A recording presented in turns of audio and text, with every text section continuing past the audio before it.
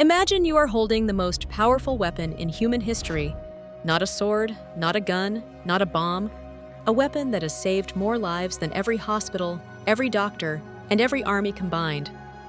Now imagine that for 5,000 years, humanity held this weapon in its bare hands and simply threw it away. Not because it didn't work, not because it was too expensive, but because they genuinely believed, with total, unshakable confidence, that using it would kill them.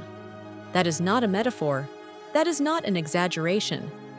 This is the story of soap, and it is far darker, far stranger, and far more important than you ever imagined. The story begins, as many great stories do, with fire and fat. According to an ancient Roman legend, there was a hill called Mount Sapo, a place where animals were sacrificed to the gods.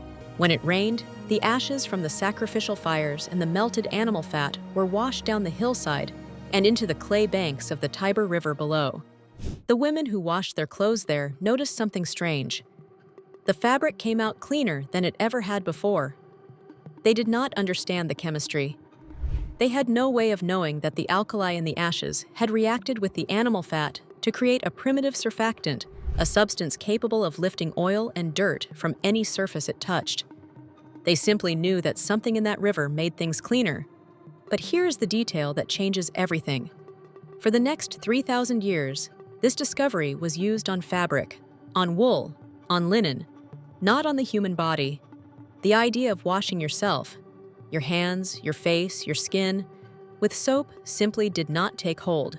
And this was not unique to Rome. The Babylonians were producing a soap-like substance as early as 2800 BC.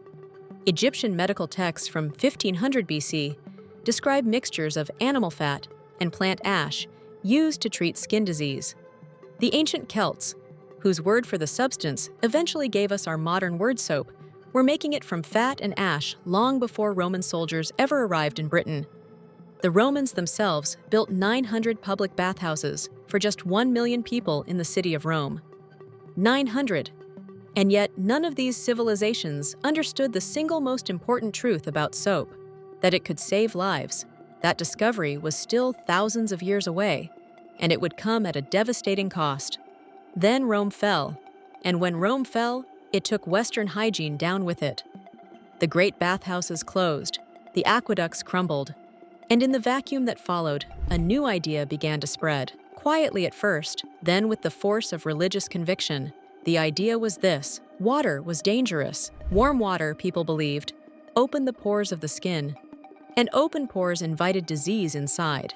Some theologians went further. Washing the body was vanity, a sin. The truly devout wore their dirt as proof of spiritual discipline. Soap existed, hot water existed.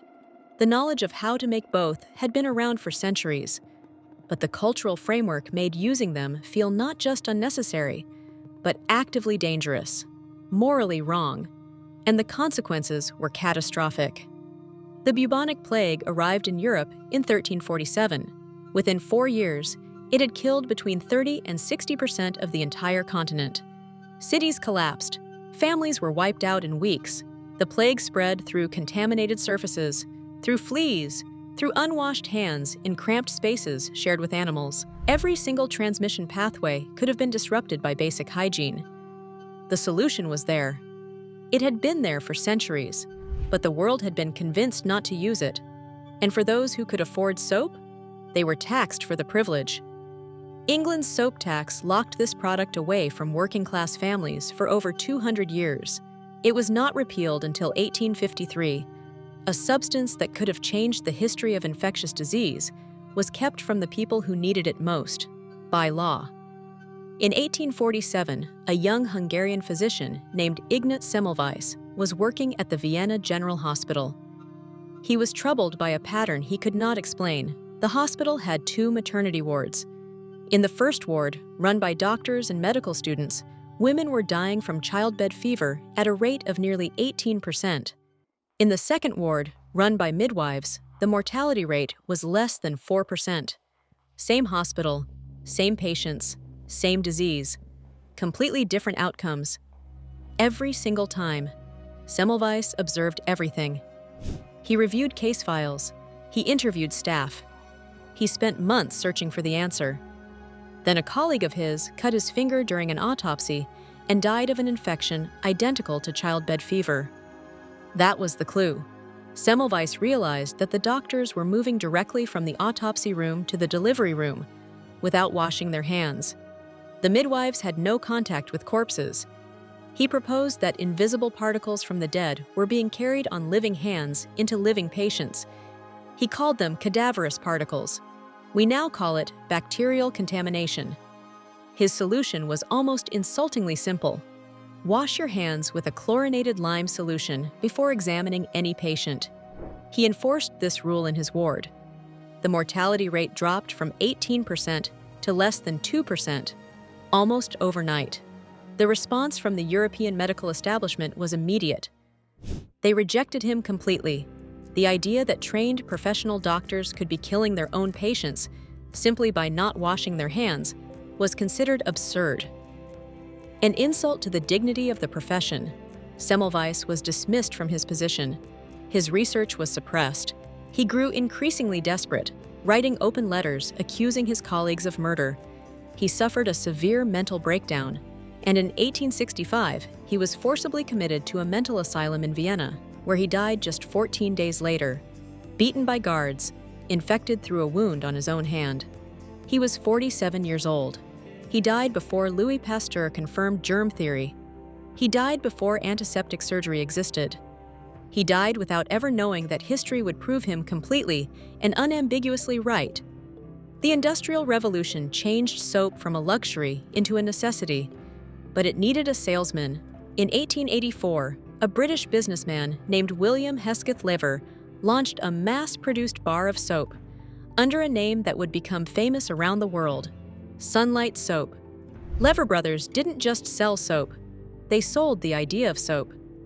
Advertising campaigns connected cleanliness to health, to respectability, to a better life.